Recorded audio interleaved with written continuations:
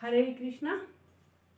आज हम गीता के 7वें अध्याय की चर्चा करेंगे, जिसमें भगवान श्री कृष्ण ने विज्ञान सहित ज्ञान को बताने की चर्चा करी है।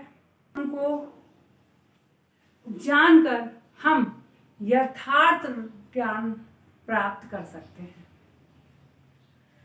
ईश्वर ने इसमें बताया है कि मेरी दो शक्तियां हैं, पहली अपराशक्ति, दूसरी पराशक्ति। अपराशक्ति सांसारिक शक्ति है जो जड़ शक्ति है, पराशक्ति ये आत्मा की शक्ति है जो चेतन है, जो करंट है, जो ऊर्जा है जिससे हम सारे कार्य करते हैं। अर्थात ये जो सांसारिक शक्ति जड़ शक्ति है, इससे हमारा शरीर बनता है, और ये जो पराशक्ति है ये शरीर को धारण करती है। यानी जड़ शक्ति से हमारा यह शरीर रूपी पुतला बना हुआ है, और इसको कार्य करवाने के लिए इसके अंदर पराशक्ति का प्रवेश होता है, यानी आत्मा का प्रवेश होता है, तभी हम कोई कार्य करते हैं। ये अपराशक्ति 8 तत्वों से मिलकर बनी रहती है, जिसके अंदर पृथ्वी, जल, अग्नि, आयु, आकाश, मन, बुद्धि, अहंकार, ये 8 तत्वों से ईश्वर की अपराशक्ति बनती है। और पराशक्ति एक चेतन शक्ति है, आत्मिक शक्ति है, परमात्मा की एक आत्मिक शक्ति है जो हमें अदृश्य है, दिखाई नहीं देती। और इन दोनों के मिलने से, अपरा और परा के मिलने से ही किसी जीव की उत्पत्ति होती है। और अपरा शक्ति से केवल इस शरीर का निर्माण होता है, लेकिन इस शरीर में कार्य करने की शक्ति, इसके अंदर ऊर्जा हमें पराशक्ति के द्वारा ही प्राप्त होती है। जिस दिन यह पराशक्ति यानी आत्मिक शक्ति या चेतन शक्ति हमारे शरीर से निकल जाती है, हम डेड होकर के शरीर जमीन में पड़ जाता है। जहाँ से निकल जाती है, मान लीजिए यदि हमारे हाथ से वो शक्ति निकल जाती है तो ये हाथ नहीं उठा सकते, यानी हाथ में लकवा लग गया, पैर में लकवा लग गया, ये उसी के कारण है। यानी यहाँ तक हमारी जो पराशक्ति है वो नहीं पहुँच पा रही है। जब ये करंट यहाँ तक नहीं पहुँचेगा तो वो शरीर कार्य करना बंद, वो अंग कार्य करना बंद कर देगा, और जहाँ तक वो पहुँचता जा रहा है वह कार्य फिर हम कर सकते हैं। जैसे ये हाथ में करंट है तो मैं हाथ उठा पा रही हूँ, है ना। पैर में करंट है तो मैं पैर उठा पाऊंगी, मुंह में करंट है तो मैं इसलिए बोल पा रही हूँ। मेरे बालों में करंट नहीं है तो इसको बाल को उठाने के लिए मेरे को प्रयत्न करना पड़ेगा, क्योंकि इसमें ये जो पराशक्ति है उसका करंट नहीं है ना। तो इसलिए इसको उठाने के लिए मुझे प्रयत्न करना पड़ेगा, लेकिन हाथ में है तो मैं हाथ आराम से उठा सकती हूँ। तो पराशक्ति के द्वारा हम कोई भी कार्य करते हैं, किसी भी अंग हमारे संचालित होते रहते हैं।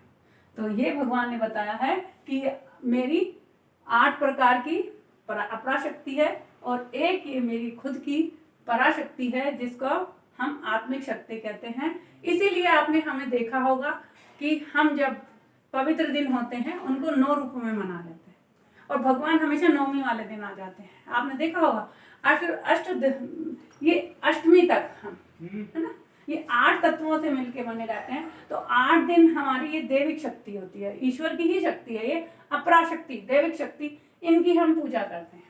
लेकिन 9वें दिन, 9वां दिन यानी पराशक्ति, हम परमात्मा की शक्ति का पूजन करते हैं। और जब परमात्मा आते हैं, चाहे आपने देखा वो राम भी रामनवमी को आए, और कृष्ण भगवान भी अष्टमी खत्म हुए, अष्टमी की रात यानी 12 बज जाते हैं, अष्टमी खत्म होते हैं, और 9वें वाले दिन भगवान आ जाते हैं। यानी 8 ये दैविक शक्तियां हैं जो जड़ शक्तियां हैं, इसलिए हमें इन्हें दैविक शक्तियों का नाम देवता बोलते हैं। और इन दैविक शक्तियों को हम माँ के रूप में या पिता के रूप में पहचानते हैं। लेकिन ईश्वर एक अलग तत्व है। ईश्वर जिसने पूरी इन देवताओं को भी बनाया है, इस जड़ संसारिक शक्ति को भी बनाया है, इन सबको बनाने वाला ईश्वर कहलाता है। वह भगवान श्री कृष्ण हमें बता रहे हैं कि कि इसको समझ लो मेरी दो शक्तियां हैं, एक जड़ शक्ति, एक पराशक्ति। जो पराशक्ति है, नवी शक्ति है, वह ही मैं हूँ।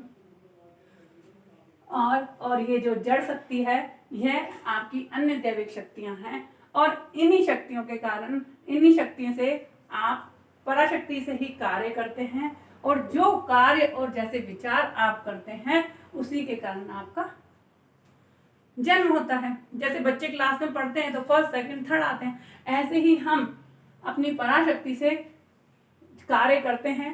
तो फर्स्ट, सेकंड, थर्ड ना होकर के हमारे पास यहाँ तीन, ये भगवान हमारे त्रिलोकीनाथ है, तीन लोक हैं। पहले होता है स्वर्ग लोक।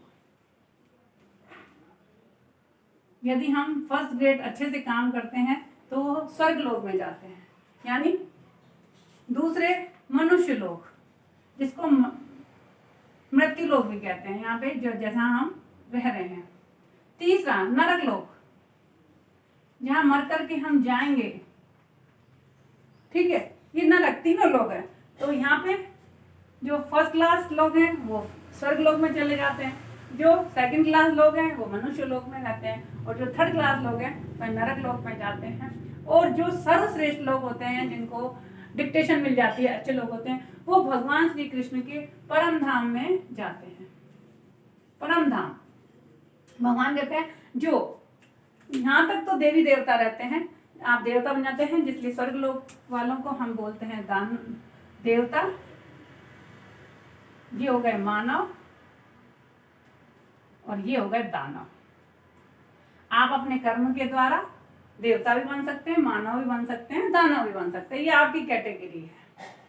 देवता स्वर्ग लोक तक जा सकते हैं, आगे नहीं होते। परम धाम में मुक्त होकर के आदमी जो भगवान कृष्ण की पूजा करते हैं, पाठ करते हैं, वो जाके ही परम धाम में जाते हैं। तो जो देवी देवता को पूजते हैं वो देवी देवता लोक में चले जाते हैं, और मानव लोक में तो हम हैं ही, और दानव लोक में वो जो नीच कार्य करते हैं, तमोगुणी होते हैं, वो नरक लोक में चले जाते हैं।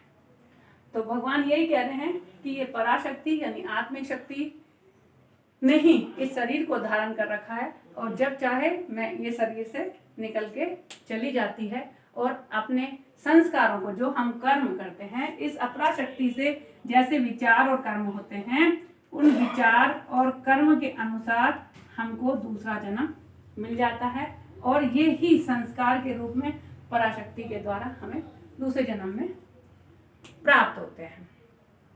तो यहाँ यही भगवान बताना चाह रहे हैं कि इन 8 तत्वों से मिला हुआ है, और इसीलिए हमारे जो नवरात्रे आते हैं वो बड़े शुभ माने जाते हैं। 8 दैविक शक्तियाँ होती हैं, उनके लिए होते हैं। एक नौवां जो हमारे खास भगवान होते हैं, उसको नवमी बोलते हैं। उसी दिन हमारे भगवान का जन्म होता है, चाहे कृष्ण भगवान हो चाहे राम भगवान हो। तो ये भगवान समझाना चाह रहे हैं कि आपको अपने आप को समझना है कि ये 8 तत्वों से बना हुआ, 8 दैविक शक्तियों से बना हुआ शरीर है, और आत्मा मेरा ही अंश है, जिसे हम आत्मा कहते हैं। उसे समझो, ये अलग है, और ये 8 तत्वों से बना हुआ शरीर, पुतला अलग है। इसको जान लेने से आपको आत्मज्ञान प्राप्त होगा, आध्यात्मिक शक्तियाँ प्राप्त होंगी। ये हमारे को बताना चाह रहे हैं। हरे कृष्ण।